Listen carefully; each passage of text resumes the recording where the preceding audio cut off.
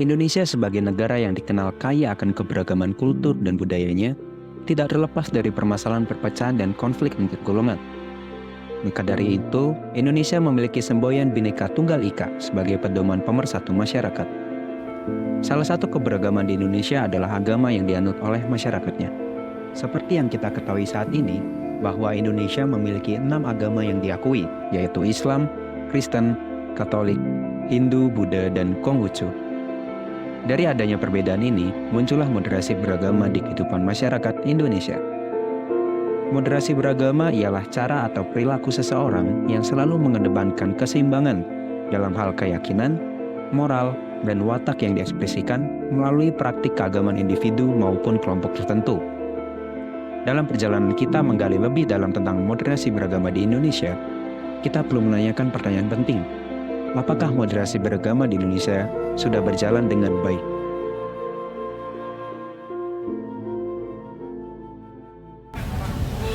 Mungkin menurut aku untuk moderasi di agama di Indonesia skalanya masih 8/10, karena menurutku tingkat toleransi antar agama di Indonesia masih kurang cukup diperhatikan gitu loh satu sama lain. Jadi kita masih ada yang cuek, masih yang menganggap agama kita paling benar, menganggap masih memandang sebelah mata sama agama lain sih. 9 deh. 9. Apa tuh Bu alasannya kenapa? Alasannya kan di beberapa daerah tuh masih ada seperti itu kalau lihat di berita. Masih ada yang kurang atau masih ada yang kurang toleransi.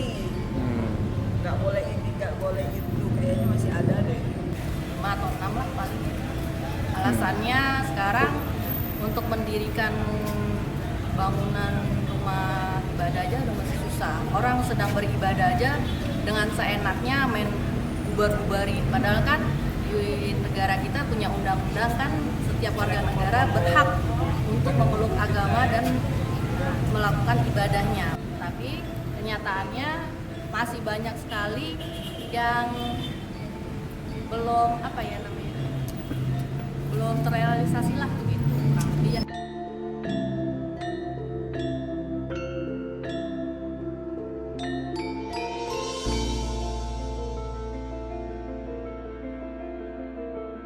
Dari beberapa pendapat masyarakat tadi, kami menemukan bahwa moderasi beragama di Indonesia belum sepenuhnya berjalan dengan baik. Permasalahan utamanya ada pada perlakuan dari masyarakat itu sendiri, yang masih belum sadar akan perbedaan agama di Indonesia. Pemerintah memang sudah memberikan fasilitas dan jaminan hukum kepada tiap masyarakat untuk beragama. Tetapi, apakah jaminan itu benar-benar terasa bagi semua masyarakat di Indonesia? Muncul juga pertanyaan lain. Lalu bagaimana kita sebagai orang beragama bisa menjaga moderasi dan toleransi antar umatnya? Dan peran apa yang dimiliki tiap rumah ibadah dan umatnya dalam menjaga kerukunan itu? Oleh karena itu, kami berkesempatan mengunjungi 3 tempat ibadah yang berbeda, yaitu masjid, gereja, dan vihara. Kesempatan kali ini akan kami manfaatkan untuk memperdalam pemahaman kami terkait moderasi beragama dan hubungannya dengan agama itu sendiri. Mari kita belajar bersama-sama.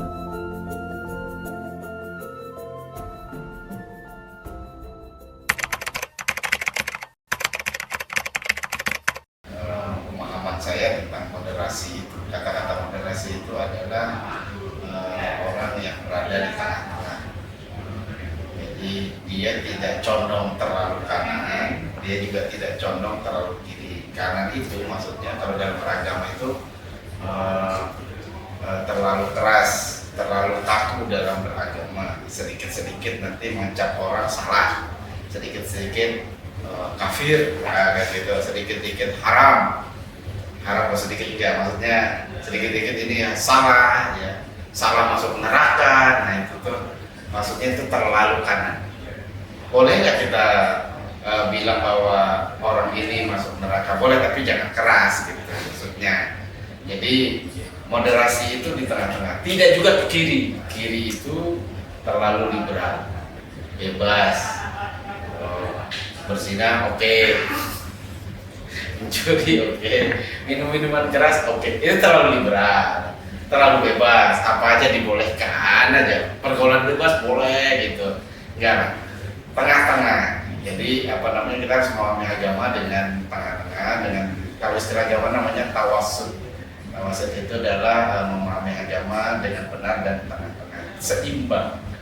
Dalam agama Katolik ya khususnya, kita terbuka pada kebenaran yang diberikan Allah pada dunia ya, itu luas gitu ya. Artinya kalau dalam bahasa agama Katolik, kita dapat menemukan jejak-jejak kebenaran Allah dalam diri orang-orang yang tidak mengenal Kristus secara langsung gitu ya. Jadi ada kebenaran tapi disebut seperti jejak-jejak. Jadi bukan kebenaran secara penuh, tetapi ada jejak-jejak kebenaran dalam diri umat beragama lain. Jadi tentu saja misalnya ada cinta kasih ya, yang juga sangat mungkin itu ada dalam umat agama lain. Artinya itu ada jejak-jejak Kristus di sana. Jadi kita melihat bahwa mereka adalah umat manusia sama ciptaan Allah dan ada jejak-jejak kebenaran di sana. Ya, maka tidak ada salahnya kalau kita juga hidup berdampingan bersama mereka. Saya kira di situ mungkin moderasi yang sebenarnya.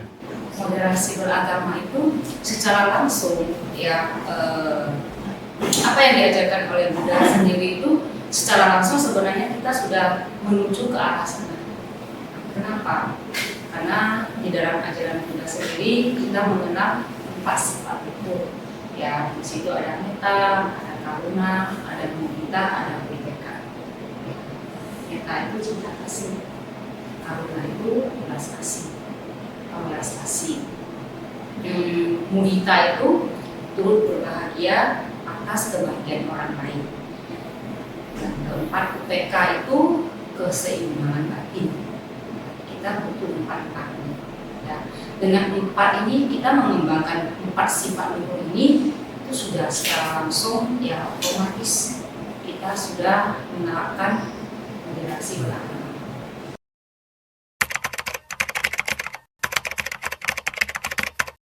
Oh, tentu saja sangat penting ya. Tempat ibadah itu menjadi tempat kalau dalam bahasa Katolik kan pewartaan ya.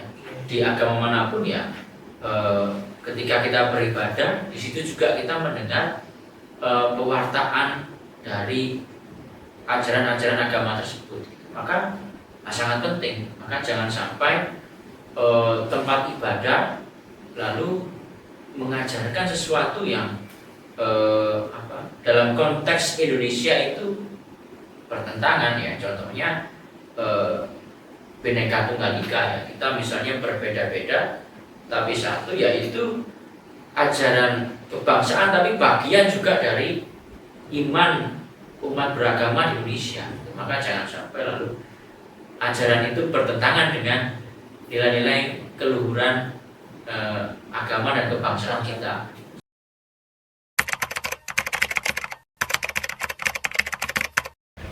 Sekarang ini ya, mungkin yang saya alami, saya melihatnya media itu menjadi sebuah tantangan terbesar. Yang pertama adalah banyaknya konten-konten negatif tentang keberagamaan. Apa bahasanya? Itu masih ada orang rasis sampai sekarang. Dunia ini padahal udah dia pegang di handphone, tapi dia masih rasis. Nah, tantangan kita adalah tadi banyaknya orang-orang yang berlaku kasar, terutama di media sosial. Teman-teman sehari bisa nerima di Twitter itu udah kayak apa kata-kata orang itu, ya. Semua hewan yang ada di Ragunan disebut misalnya kan gitu. Kita mau komen, tidak terlepas di Istiqlal, pengalaman saya di Istiqlal menangani media. Jangankan ini Istiqlal saja, walaupun kontennya positif teman-teman, bukan berarti aman-aman saja kontennya. Wah itu komentarnya banyak yang negatif. Yang kedua, politik. Politik adalah tantangan. Jadi apa yang disebut politik identitas itu terlalu mengagungkan. Sebenarnya kita boleh punya identitas, nggak mungkin lah orang nggak punya identitas. Tapi menganggap identitas itu menjadi syarat sehingga dia adalah menjadi yang terbaik dari yang lain, sehingga harus gitu. Kalau saya misalnya di Islam harus memilih orang Islam gitu. Sebenarnya nggak harus kan gitu. Yang dipilih adalah orang yang terbaik, ya, yang bisa kira-kira menurut kita membawa Indonesia lebih maju, lebih sejahtera gitu ya. Ya, siapa saja pilihannya silahkan saja gitu ya, identitasnya apa saja. Tapi yang paling kita utamakan adalah membawa persatuan Indonesia, membawa Indonesia lebih maju kan gitu. Kemudian membawa keberagamaan ini lebih guyup, lebih rukun lagi.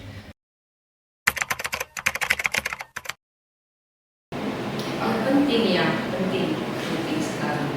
Ya, kembali lagi ya seperti itu. Karena tadi kan saya katakan, kayak itu bukan sesuatu untuk memperbuatkan, tapi lebih kepada kita bisa saling menjaga. Nah, dengan saling adanya pertemuan, bersilaturahmi, ya seperti istilah bahwasanya tak kenal maka tak sayang ya. Nah, jadi kalau sudah kenal maka kita akan sayang-sayangan gitu. Awalnya mungkin karena mereka mungkin dari agama lain tidak mengenal, oh ini agama Buddha seperti apa. Mungkin dari agama Buddha sendiri pun mungkin tidak mengenal agama-agama itu.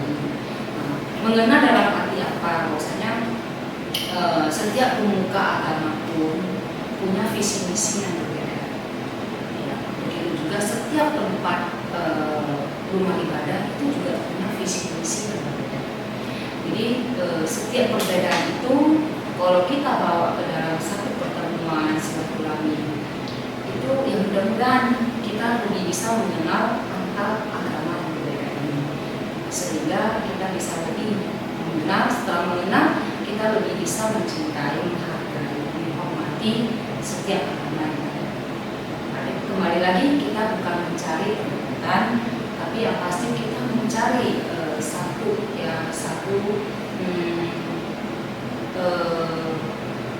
kita menciptakan dari perbedaan ini kita bisa menciptakan kerukunan. Kita bisa saling menghargai, menghormati sesama.